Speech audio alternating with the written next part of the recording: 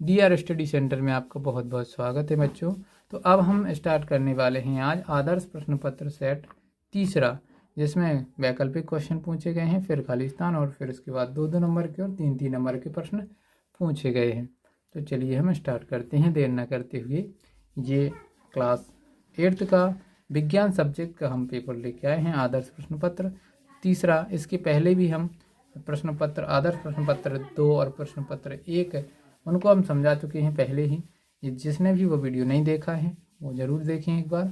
और इस वर्ष जो पिछले वर्ष 2023 और 24 में पेपर हुए थे वो भी हम इस चैनल पर बता चुके हैं, है ना। यदि आपने वो प्रश्न पत्र नहीं देखे हैं तो एक बार ज़रूर देखिएगा। आगे के जो प्रश्न पत्र हैं वो भी हम समझाएंगे और साथ ही साथ पूरी परीक्षा अध्ययन का हम अध्ययन इस चैनल के माध्यम से करवाने वाले हैं। तो चलिए स्टार्ट करते हैं। कृषि कार्य में किस यंत्र द्वारा बुआई करने से समय तथा श्रम की बचत होती है? तो इसका जो सही जवाब है option D, seed drill. Seed drill के माध्यम से यदि बुआई की जाती है तो आसानी से जो है समय की बचत होती है और हम काम को आसानी से कर सकते हैं। दूसरा प्रश्न है, विश्व उष्ण या ग्लोबल वार्मिंग का कारण क्या है? तो इसका जो सही जवाब है ऑप्शन बी, वायु में कार्बन डाइऑक्साइड गैस की अधिक मात्रा। ठीक, फिर इसके बाद आगे प्रश्न पूछे गए हैं, आप देख सकते हैं आपके सामने। रेड डाटा पुस्तक क्या है ना। रेड डाटा पुस्तक है क्या इसमें?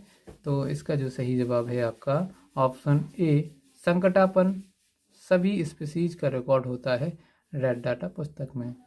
ठीक, एक विद्युत धारा उत्पन्न कर सकती है क्या? कौन उत्पन्न कर सकती है विद्युत धारा, है ना।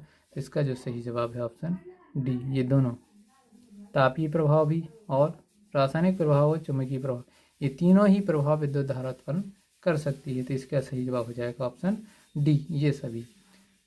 किसी आवेशित वस्तु के आवेशों को कोई आवेशित वस्तु है उसके आवेशों को पृथ्वी में स्थानांतरित करने को कहते हैं।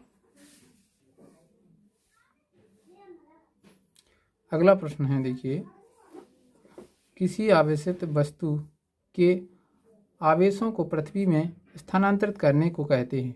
कोई आवेशित वस्तु है उसका आवेश हमें पृथ्वी में भेजना है तो उसको क्या बोलेंगे? भूसंपर्कण कहेंगे कि तड़ित कहेंगे कि विद्युत धारा, या फिर वैद्युतमय वस्तु। तो इसका जो सही जवाब है भूसंपर्कण। भू मीन्स भूमि और संपर्क मीन्स संपर्क, है ना। तो जो जब भूमि से संपर्क हो जाता है आवेश का तो उसको बोलते हैं भूसंपर्कण। आगे जो प्रश्न है देखिए 6वां से, प्राकृतिक शर्करा के अल्कोहल में परिवर्तन की प्रक्रिया खालिस्तान कहलाती है। जो प्राकृतिक शर्करा है उसका अल्कोहल में परिवर्तन की जो प्रक्रिया बोलेंगे उसको किण्वन की क्रिया बोलेंगे। कौन सी क्रिया? किण्वन। आगे चलते हैं, देखिए 7वां प्रश्न आपके सामने है। कोयला जलाने पर मुख्य रूप से खालिस्तान गैस उत्पन्न करता है। तो कोयला को जलाते हैं तो उससे कौन सी गैस उत्पन्न होती है? तो कार्बन डाइऑक्साइड। यहाँ पर आप देख सकते हैं ये लिखा हुआ कार्बन डाइऑक्साइड गैस। पेट्रोल का ज्वलन, जो पेट्रोल को जलाते हैं तो ताप लकड़ी की अपेक्षा खालिस्तान होता है। लकड़ी की अपेक्षा जो पेट्रोल का ज्वलन ताप है वो कम होता है। बिल्कुल थोड़ा सा भी तापमान है तो क्या है, पेट्रोल आसानी से जल जाता है, जबकि लकड़ी को पर्याप्त तापमान चाहिए होता है तो उसका ज्वलन ताप, लकड़ी का ज्वलन ताप अधिक होता है, पेट्रोल का ज्वलन ताप कम होता है। शक्कर युक्त विलयन विद्युत का खालिस्तान होता है। जो शक्कर युक्त विलयन है वो विद्युत का क्या होगा? कुचालक होगा। ध्यान रखिएगा, शक्कर का विलयन विद्युत का कुचालक होता है। पृथ्वी की सबसे ऊपरी परत को खालिस्तान कहते हैं। भूपरपट्टी। क्या बोलेंगे? भूपरपट्टी। फिर इसके बाद 2-2 नंबर के प्रश्न पूछे गए हैं। देखिए आप, बिल्कुल सेम इसी प्रकार का आपका वार्षिक एग्जाम का पेपर होना है और हो सकता है इसमें से कई सारे क्वेश्चन आपको देखने को मिले। तो आपको इन प्रश्न पत्रों को बहुत ही अच्छे से पढ़ लेना है, क्योंकि ये विशिष्ट, देखिए आप इसको, हम आपको स्पष्ट दिखा दे रहे हैं कि किसके द्वारा बनाई जाती है। यहाँ पर आपको स्पष्ट देखने को मिलेगा कि वरिष्ठ एवं अनुभवी शिक्षकों की समिति द्वारा रचित है ये, है ना। जो वरिष्ठ और अनुभवी व्यक्ति हैं उन्हीं के द्वारा ये परीक्षा अध्ययन तैयार की जाती है। तो आपको इन क्वेश्चनों को अच्छे से पढ़ना है। तो इसमें 11वां क्वेश्चन है, पाश्चुरीकृत दूध को बिना उबाले ही इस्तेमाल कर सकते हैं, लेकिन अपाश्चुरीकृत दूध को इस्तेमाल करने के लिए उबालना आवश्यक है, ऐसा क्यों? इसका कारण आपको बताना है। यदि आपको इन प्रश्नों में से किसी भी प्रश्न का जवाब जानना है, समझना है, तो कमेंट बॉक्स में ज़रूर कमेंट कीजिएगा। चंद्रमा पृथ्वी का उपग्रह होते हुए भी वहाँ पर जीवाश्म ईंधन की अनुपस्थिति है, इससे संबंधित कारण क्या हो सकते हैं? 13वां क्वेश्चन देखिए, निषेचन क्या है? 14वां क्वेश्चन है, यदि व्यक्ति के आहार में पर्याप्त आयोडीन न हो तो क्या होगा? 15वां, काटने अथवा सुराख करने वाले औजारों के किनारे सदैव तीक्ष्ण क्यों होते हैं? ये आपको बताना है। फिर इसके बाद 16वां प्रश्न पूछा गया है, ऊंचे घरों में तड़क चालक क्यों लगाए जाते हैं? कारण बताइए। 2-2 नंबर के प्रश्न हैं। देखिए इनमें कितने आपके 2-2 नंबर के शब्द सीमा नहीं दी गई, लेकिन जो 3-3 नंबर के प्रश्न हैं इनमें शब्द सीमा दी जाती है। देखिए 30 से 40 शब्दों में आपको 3-3 नंबर के प्रश्न पूछे जाएंगे।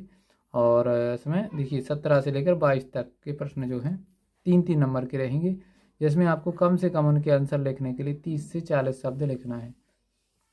ठीक। और यहाँ पर 17वां क्वेश्चन है कि आदर्श ईंधन के लक्षण लिखिए।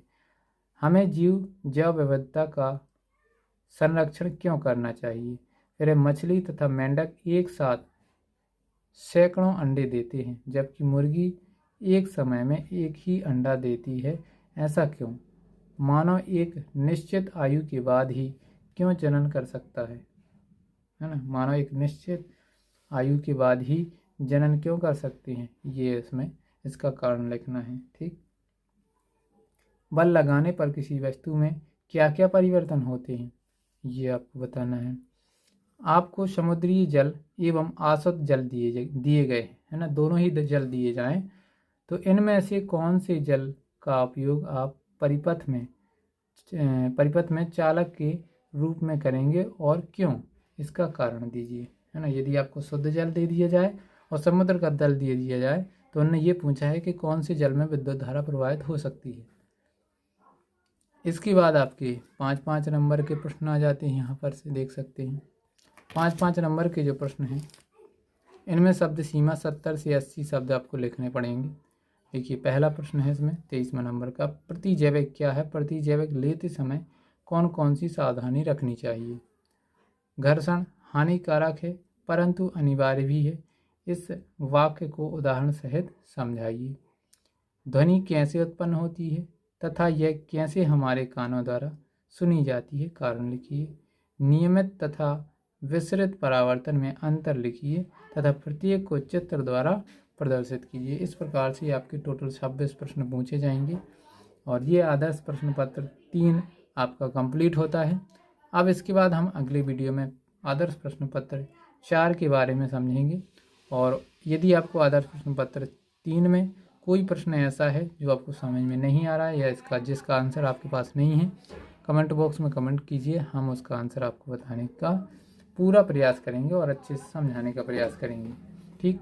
और वैसे भी हम इन सभी प्रश्नों को आगे के वीडियो में लेके आने वाले हैं, क्योंकि पूर्णतः हम अध्याय 1 से लेकर और अंतिम अध्याय तक पूरी ये जो है परीक्षा अध्ययन कवर करने वाले हैं। तो एकदम निश्चिंत रहिए। आपको फिलहाल में इन जो आदर्श प्रश्न पत्र हैं इनमें जो भी प्रश्न आए हुए हैं इनको आपको अच्छे से नोट कर लेना है और इन ही क्वेश्चनों को याद करना है अच्छे से, है ना। ये इनको इम्पोर्टेंट मान के चलना है। तो आज के लिए इतना ही। अगले वीडियो में एक अगले आदर्श प्रश्न पत्र के साथ हम मिलते हैं।